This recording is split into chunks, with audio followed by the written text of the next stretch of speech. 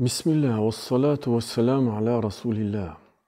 Новость о событии на полигоне Белгородчины возымела массовый характер, что указывает как минимум на высокую вероятность достоверности произошедшего.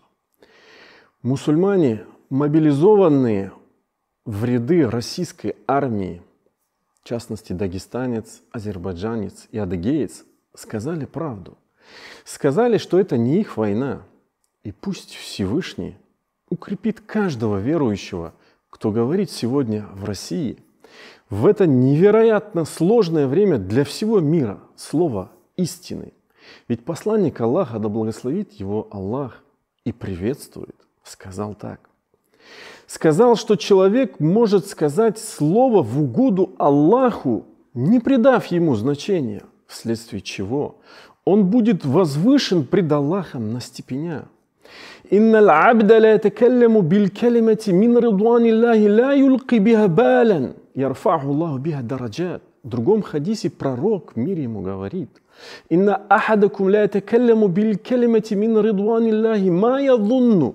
И так далее по тексту хадиса.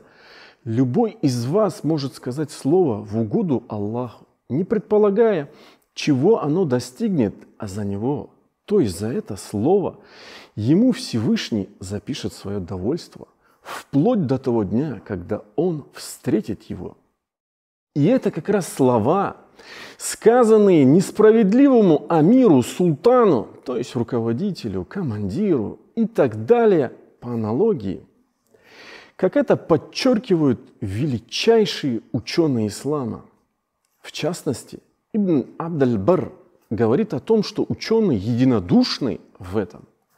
Так вот, а что говорить о тех, кто сказал слово правды прямо в лицо тиранам, оскорбляющим чувства верующих? Я имею в виду того самого подполковника, если не ошибаюсь, Лапина. На самом деле, это и есть лучший джихад, как сказал об этом, опять же, наш любимый посланник Аллаха. Мир ему и благословение от Аллаха. «Афдалуль джихади келимату адлин инда султанин джаир ау амирин джаир». Но это не все. Оскорбления Ляпина в отношении Аллаха оказались настолько мерзкими, что он был на самом деле наказан самим Всевышним. Да, руками наших братьев, таджиков, Бекзота, Ануше и Ами. Даже если они были условно контрактниками, как об этом пишут в новостях, на что могут сделать акцент люди, но все мы прекрасно понимаем, как только не выкручиваются главы регионов сегодня в России, чтобы выполнить так называемый план по мобилизации. Важно то, что дела сначала оцениваются по намерениям, а принимаются по завершению, то есть по тому, с чем человек покинул этот мир. Опять же, как сказал об этом наш любимый пророк, посланник Мухаммад, да благословит его Аллах и приветствует: «Иннамаль а'малю бинният, ва иннамаль а'малю биль хаватим». А ведь наши братья-таджики не совершили этот героический поступок, который является, по сравнению с предыдущими словами правды и джихадом в переносном смысле, этот их героический поступок является настоящим джихадом в прямом смысле этого слова. И тем более, что они совершили его не в состоянии аффекта, не в пылу эмоций, а осознанно, предупредив других верующих отдалиться от полигона. Они развернули свои автоматы, а у них, как упоминается, были боевые патроны, и расстреляли тирана, который мало того, что не принял слова правды, а еще и оскорбил самое святое, что есть у людей – веру. Но и это не все. Как упоминают некоторые новостные ленты, они продолжили стрельбу, стоя насмерть, и ликвидировали в итоге 30 рашистов. 30 рашистов. И насколько же символична эта цифра?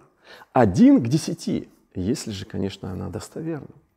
А ведь Всевышний в контексте борьбы, джихада на пути Аллаха против зла и неверия, коим сегодня в наши дни являются рашисты, говорит: «Иякум минкум ашруна сабируна яглибу миатайни, ва иякум минкум миату яглибу». И так далее. Если будет среди вас 20 терпеливых, то они одолеют 200.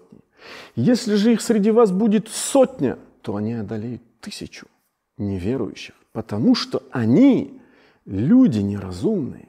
Конец цитаты. Наши братья погибли на поле битвы, не повернув спины. Хотя пишут о том, что Ами был ранен и сбежал. И пусть Всевышний убережет и спасет его, если это так. И я молю Всевышнего в мечети, здесь, в благодатном месте, чтобы Он принял их свидетельство за веру. Пусть Аллах примет их шахаду, пусть Всевышний сделает их, иншаллах, заступниками за своих родителей и близких в судный день. Пусть Всевышний дарует их родителям, родственникам, близким терпение и стойкость. Ведь поистине все мы принадлежим Господу миров, и все мы к Нему вернемся. Инна лилля ва инна илейхи раджиун. Фармони Аллах, Аллах сабри, джамилтун тихат.